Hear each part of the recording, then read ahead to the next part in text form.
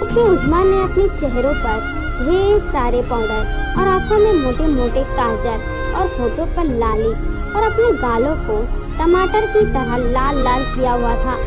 ये देखकर उस्मा के अब्बा जान और अम्मी जान उस्मा के पास जाते हैं और उस्मा से कहते हैं, उस्मा बेटी, ये तुमने अपनी क्या हालत बनाई हुई है।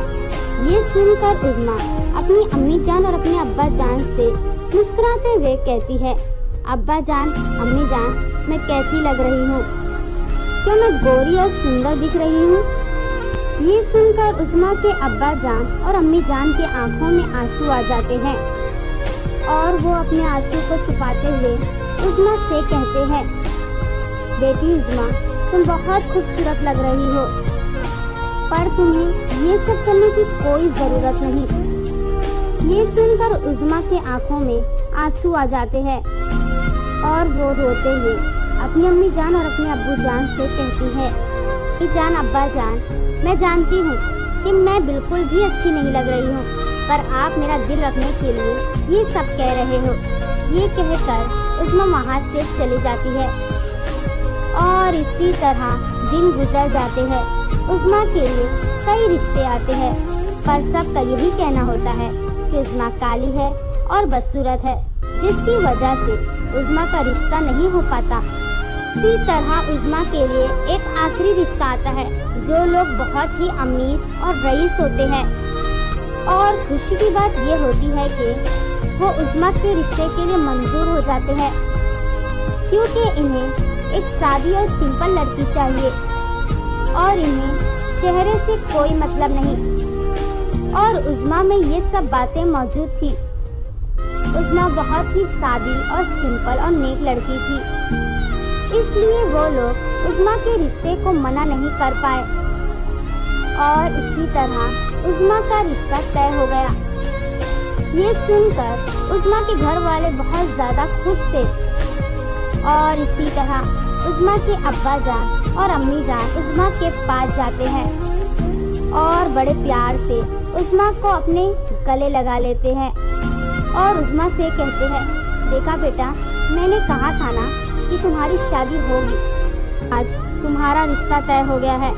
ये कहकर उस्मा के अब्बा जान की आंखों में आंसू आ जाते हैं। ये देखकर उस्मा की अम्मी जान के भी आंखों में आंसू आ जाते हैं।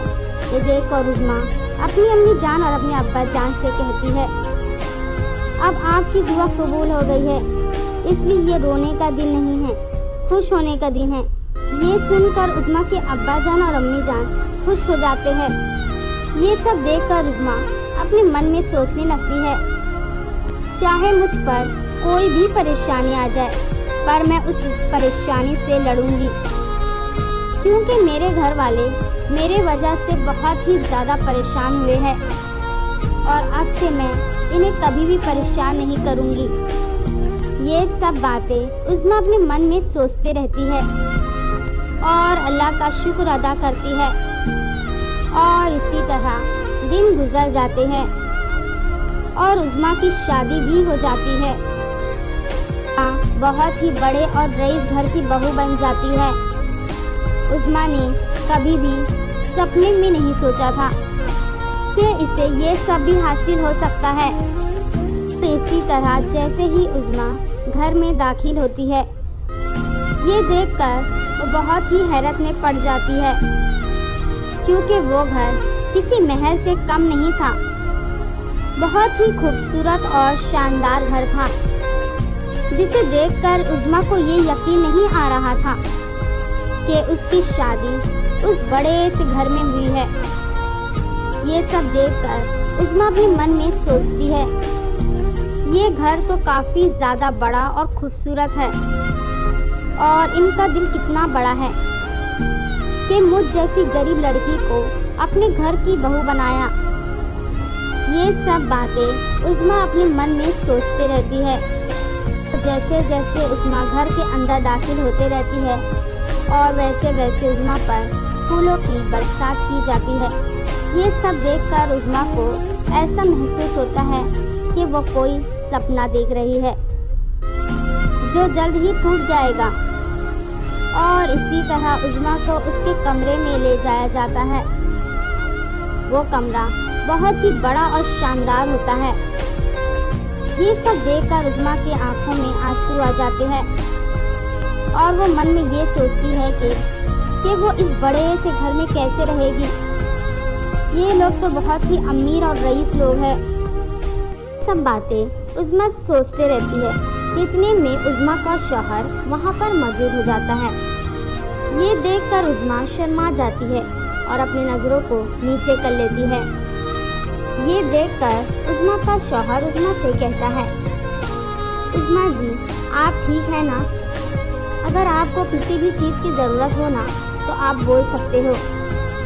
ये सुनकर उज़्मा बहुत ज़्यादा खुश हो जाती है और वो शर्माते हुए अपने शौहर से कहती है, जी, मुझे किसी भी चीज़ की ज़रूरत नहीं। अगर मुझे ज़रूरत होगी तो मैं ज़रूर कहूँगी। ये सुनकर उज़्मा का शौहर कमरे से बाहर निकल जाता है। ये देखकर उज़्मा बहुत ज़्यादा खुश हो जाती है और मन में सोचने लगती है, मैं तो बहुत खुश नसीब हूँ कि मुझे ऐसा शौहर मिला। ये सब बातें उज़्मा अपने मन में सोचकर बहुत ज़्यादा खुश होते रहती है। और इसी तरह शादी के 1 हफ्ते हो जाते हैं और इसी तरह उज़्मा के ससुराल वाले वहाँ से चले जाते हैं, क्योंकि उज़्मा के ससुराल वाले अमेरिका में रहते हैं। वो तो सिर्फ शादी अटेंड करने के लिए इंडिया आए हुए होते हैं।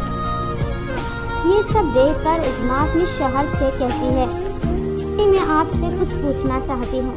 ये सुनकर उज़्मा का शौहर उज़्मा से बड़े प्यार से कहता है, कहिए, आपको क्या पूछना है? ये सुनकर उज़्मा अपने शौहर से कहती है, जी, क्या हम दोनों ही इस बड़े से घर में रहेंगे? ये सुनकर उज़्मा का शौहर उज़्मा से कहता है, जी हाँ, सिर्फ हम दोनों ही इस बड़े से घर में रहेंगे। ये सुनकर उज़्मा का चेहरा उदास हो जाता है। ये देखकर उज़्मा का शौहर उज़्मा से कहता है, क्या हुआ उज़्मा जी, आप इतने उदास क्यों हो? ये सुनकर उज़्मा उदासी के साथ अपने शौहर से कहती है, सारा परिवार एक साथ था तो घर में कितनी रौनक और खुशियाँ थी, पर अब मुझे ये घर काटने को दौड़ रहा है। ये सब सुनकर उज़्मा का शौहर जोर जोर से हंसने लगता है और उज़्मा से कहता है, अरे उज़्मा, तुम परेशान क्यों हो रही हो? धीरे धीरे तुम्हारी आदत हो जाएगी अकेले रहने की। और इसी तरह वो दोनों ही अकेले घर में रहने लगते हैं। इसी तरह कुछ दिन बीत जाते हैं और उज़्मा अपनी शादी से बहुत ज़्यादा खुश रहती है और वो अपने आप को बहुत ही खुशनसीब समझती है, क्योंकि उज़्मा का शौहर उज़्मा से बेहद मोहब्बत करता है और उसे हर खुशियाँ देता है। इसी तरह एक दिन उज़्मा कमरे में अकेली होती है, क्योंकि उज़्मा का शौहर काम से बाहर होता है और वो उस वक्त घर में मौजूद नहीं होता। और उसी वक्त उज़्मा के साथ ऐसा कुछ होता है जिसे सोचकर भी रूह कांप जाए। अस्सलाम वालेकुम दोस्तों, मेरा नाम ज़किया है।